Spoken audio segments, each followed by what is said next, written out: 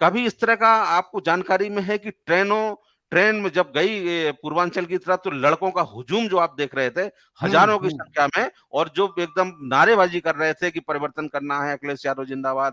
पहली बार जो ballot voting इतनी हुई है, और उसने चुनाव की दिशा और दशा ही बदल दी।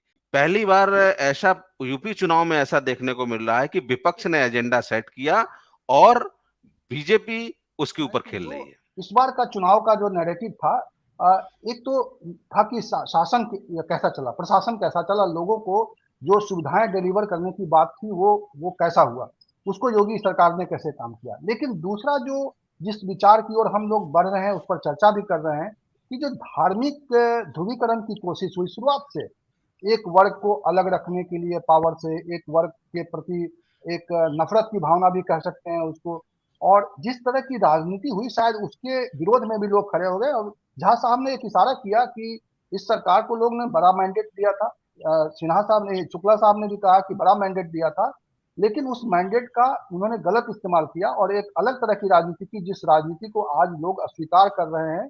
और ये वोटों से पता चलेगा कि इस राजनीति का कितना बड़ा प्रतिकार सामने आता है। हम राजेंद्र तिवारी जी के, राजेंद्र वर्मा जी के साथ के पास चलते हैं। राजेंद्र वर्मा जी, इस रेफरेंस में आप अपनी बात रखिए कि ये जो धर्म की राजनीति करने की कोशिश की गई, धर्म के नाम पर विभाजन करने की जो कोशिश की गई, आपने देखा चुनाव के शुरुआत में जिस तरह से 80-20 बात की गई, लेकिन बाद में सरकार को लगा, सत्ता पक्ष को लगा कि ये गलत नंबर लग गया है और फिर चीजें बदल गई है। जी जी जी भावेश जी, थैंक यू। सबसे पहले तो आप अच्छी चर्चा करवाते हैं, इसके लिए आपको साधुवाद। और मेरी आवाज आ रही है ना? बिल्कुल बिल्कुल आ रही है, हाँ बहुत हाँ, साफ जी आ जी रही है, तस्वीर भी आपकी जी बहुत जी। साफ आ रही है। देखिए, बीजेपी का जो सबसे प्लस पॉइंट था, सब हमको लग रहा है सभी लोग बुद्धिजीवी बैठे हैं और इस चीज को महसूस कर रहे हैं कि बीजेपी सबसे ज्यादा जो गेन करती है वो धार्मिक ध्रुवीकरण में करती है।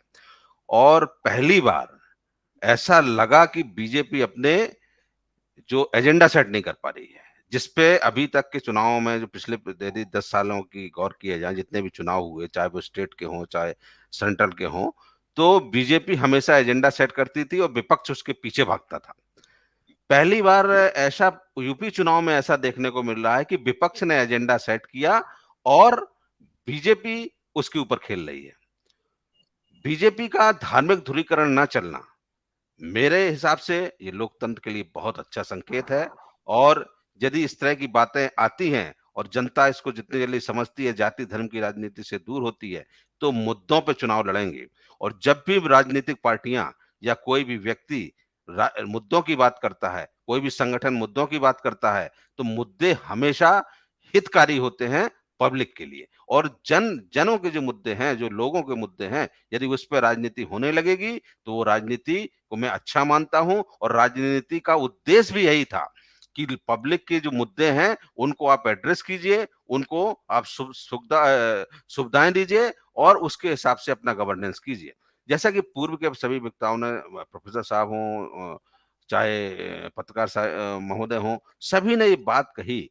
और जो सबको फील हो रहा है कि इस बार का चुनाव मुद्दों पे तो रहा ही, और मुद्दे बदल, देखिए, क्योंकि क्षेत्रीय चुनाव होते हैं और जो जब विधानसभा का चुनाव होता है तो लोकल मुद्दे भी बड़े इंपॉर्टेंट, उसका होता है, इंपॉर्टेंट महत्व होता है। तो जब किसान आंदोलन फर्स्ट और दूसरे चरण, पहले और दूसरे चरण में जितना किसान आंदोलन का प्रभाव रहा और जिस हिसाब से लगा कि वोट अगेंस्ट में पड़ रहा है बीजेपी के, तो वो माहौल बना। और आपने शायद चर्चा, थोड़ा सा इसको उल्लेख किया था कि पुरानी पेंशन का जो मुद्दा, उसको आप हल्के में मत लीजिए। मैं बार बार कहता हूं कि पुरानी पेंशन के मुद्दे ने जो ऊर्जा भरी है, जो चुनाव प्रक्रिया में सबसे ज्यादा सहयोग करते हैं और उसके मूल कारक होते हैं चुनाव करवाने के, वो वर्ग जो है वो इतना संगठित हुआ पहली बार जो बैलेट वोटिंग इतनी हुई है, और उसने चुनाव की दिशा और दशा ही बदल दी। एकदम जो ऊर्जावान हुआ, लोग संगठित होना शुरू हुआ। पहली बार मुझे ऐसा लगा कि भाई, लोग अपने वोट के लिए, कि मुझे वोट डालना है और किसके लिए वोट डालना, परिवर्तन करना है।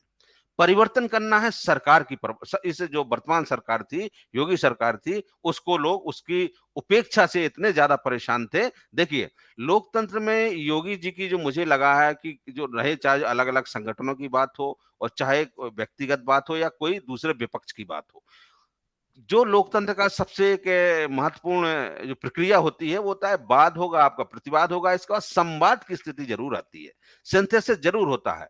लेकिन कहीं न कहीं योगी सरकार का चाहे आप अहम कहें, चाहे एरोगेंस कहें, कि इतना रहा कि उन्होंने संवाद ही स्थापित नहीं किया और लोगों को समझा कि इनके मुद्दे हमारे लिए महत्वपूर्ण नहीं है, हम तो इलेक्शन जीत लेंगे और हमको चाहे जैसे जीतें, उनको एक जो एक मन में आ जाता है ना कि हम ही सर्वे-सर्वा हैं।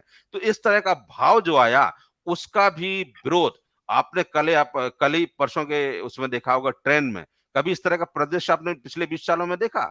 इलाहाबाद में प्रयागराज से हमारे 2 सर हैं, बनारस से भी हैं और इलाहाबाद से भी पत्रकार महोदय हैं।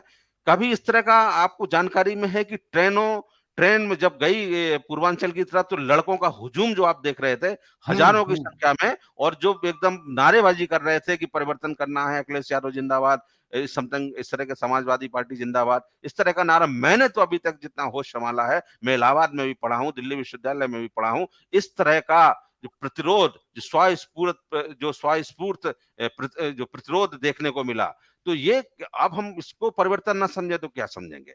और जैसे सब लोग कह रहे हैं कि मैं भी इसी आशा में हूँ कि परिवर्तन होगा और हो सकता है कि इतना तगड़ा परिवर्तन हो और कि बीजेपी भी नहीं सोचे कि ऐसा परिवर्तन होगा।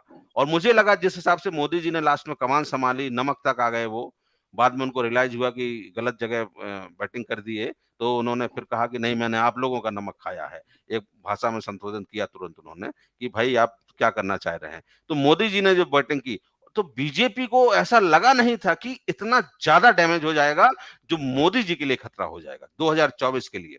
सब लोगों ने कहा कि कांग्रेस बहुत मेहनत कर रही है। मैं फिर कह रहा हूँ कि कांग्रेस विधानसभा नहीं देख रही है, यूपी चुनाव नहीं देख रही है, वो अपना संगठन तैयार कर रही है, वो अपने लोग तैयार कर रही है, वो 2024 की तैयारी कर रही है। और निश्चित रूप से कांग्रेस का वोट परसेंटेज आपको देखिएगा कि बढ़ेगा और 2024 में जैसे कि आशा की जा रही है कि जरूर कांग्रेस को बहुत बड़ा फायदा होगा और 2024 का चुनाव निजीकरण एक इतना बड़ा मुद्दा के रूप में आएगा सामने कि देखिएगा कि पूरे नैरेटिव चेंज होंगे आप।